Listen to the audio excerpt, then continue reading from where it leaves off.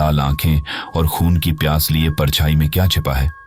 English में चुपकाब्रा या गोटसकर नाम अजीब लग सकता है, लेकिन लैटिन अमेरिका और साउथ वेस्टर्न यूनाइटेड स्टेट्स में लोगों के लिए यह एक ऐसा शब्द है जो डर, खौफ और दहशत पैदा करता है।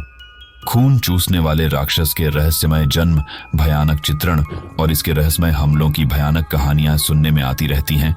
चौपकाब्रा ने अर्बन लेजेंड का प्रतीक बनने के लिए ला लोरोना जैसी शहरी आत्मा को पार कर लिया है।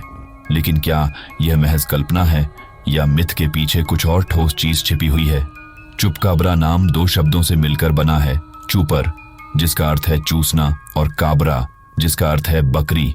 तो चुपकाब्रा का लिटरल मीनिंग बकरी चूसने वाला हो सकता है।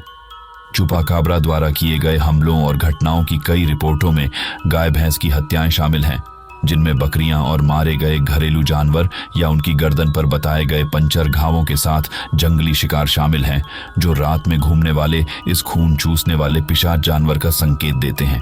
इस प्रकार प्रसिद्ध क्रिप्टिड को इसका नाम मिला।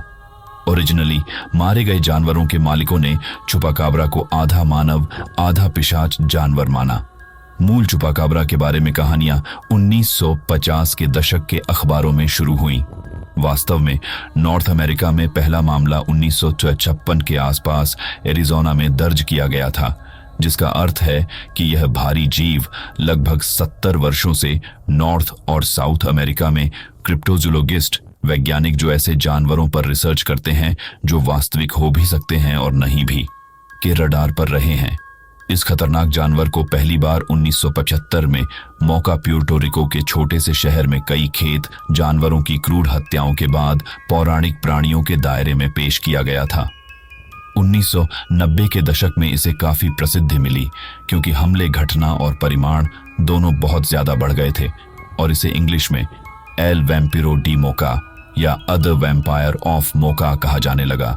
कई लोग इस कहानी को मैडलिन टोलेंटिनो नाम की एक प्यूर्टो रिकान महिला से जोड़ते हैं, जिसके 1995 में सैन जुआन में उसकी खिड़की के बाहर देखे गए प्राणी का वर्णन इसके आगे के सभी अपीयरेंसेस का बेसिस बन गया। कुछ लोग उन कहानियों को सुनाते हैं जहां एक साथ सैकड़ों जानवरों की हत्या कर दी गई थी, जिनमें बकरियां, मुर्गियां, बत्तख और कुत्ते शामिल थे, जो अलग अलग शिकार के लिए चुपाकाब्रा की तेज भूख का संकेत देते हैं। अपने नुकीले दांतों और खून भरी आंखों वाले इस 3 फुट लंबे जीव से शुरुआती मुठभेड़ प्यूर्टो रिको में हुई, लेकिन जल्द ही यह सेंट्रल अमेरिका और सदर्न यूनाइटेड स्टेट्स अमेरिका में फैल गया। इसे मुख्य रूप से साउथ अमेरिका में देखा गया है, विशेष रूप से चिले में आज भी लोक कथाओं में इसकी उपस्थिति बनी हुई है।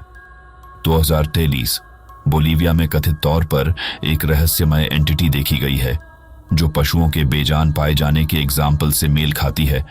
ऐसा लगता है कि उनका खून बह रहा है, जिससे आसपास के एरिया में एक खतरनाक राक्षस द्वारा कहर बरपाने की चिंता बढ़ गई है। ओरू शहर के पास कैप्चर किए गए भयानक ड्रोन फुटेज में एक छायादार आकृति दिखाई देती है जो एक खेत में घूम रही है। यह रहस्यमय खोज इस क्षेत्र में कई गायों, लामाओं और अल्पाका की मृत्यु के साथ जोड़ी गई है। उनकी अजीब गर्दन की चोटें चौपकाब्रा द्वारा हमले की ओर संकेत देती है। 2022 टेक्सास के अमारिलो जू में सिक्योरिटी कैमरों ने एक डरावनी चीज रिकॉर्ड की थी, जिससे शहर को इसकी पहचान करने में सार्वजनिक हेल्प लेने के लिए प्रेरित किया गया। यह असामान्य छवि 21 मई को लगभग 125 बजे जू की परिधि बाड़ के भीतर ली गई थी। शहर आश्चर्यचकित रह गया है कि क्या यह इकाई एक रात्रिचर व्यक्ति था जो एक अजीब टोपी पहने हुए थी, एक बड़ा कोयोट अपने पिछले पैरों पर खड़ा था, या शायद एक चौपकाब्रा था। इस रहस्यमय इमेज की पहचान को अमरिलो के निवासियों के लिए एक खुला सवाल बना दिया गया है। 2019 एक व्यक्ति ने ह्यूस्टन के पश्चिमी गलियारे में एक अजीब परछाई को घूमते हुए देखा। फिल्म में कैद किया गया प्राणी निश्चित रूप से अज्ञात बना हुआ है, लेकिन कुछ लोग अनुमान लगाते हैं कि यह यद्यपि पौराणिक चुपाकाब्रा से मिलता जुलता है। 2014 में टेक्सास के रैडक्लिफ के एक परिवार ने बताया कि उन्होंने एक पिंजरे में वह चीज फंसा दी थी जिसे वे चुपाकाब्रा मानते थे। इस प्रकार के राक्षसों की रिपोर्ट की गई घटनाएं कुछ हद तक भिन्न होती हैं, लेकिन कई बुनियादी विशेषताएं हैं जो बार बार सामने आती हैं।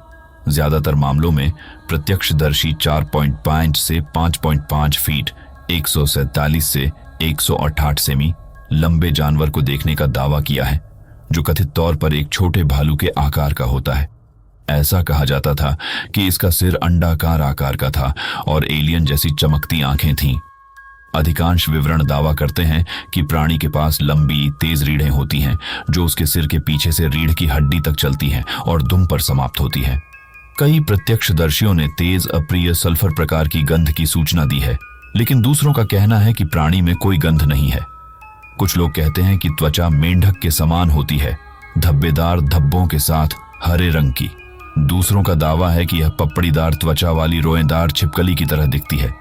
हालांकि 2 पैरों वाला प्राणी आमतौर पर 2 पैरों पर चलता है, लेकिन यह 4 पैरों पर चलने के लिए जाना जाता है।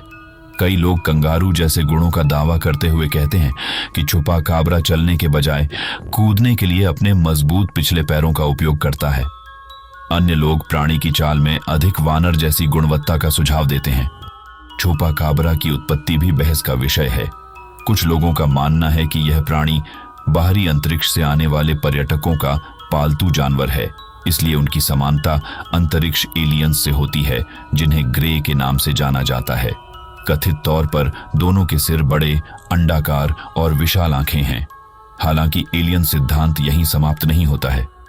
अन्य लोग नासा के वैज्ञानिकों द्वारा बनाई गई एक एलियन पशु क्रॉस ब्रीड का अनुमान लगाते हैं, जिससे पता चलता है कि जीव उन प्रयोगों से बच गए हैं जो गड़बड़ा गए थे। दक्षिण अमेरिका के एक पशु चिकित्सक का मानना है कि छुपा काबरा आनुवंशिक रूप से संशोधित पिशाच चमगादड़ है। मामला जो भी हो, इस तरह की घटनाओं पर लोगों की प्रतिक्रिया देखना दिलचस्प है।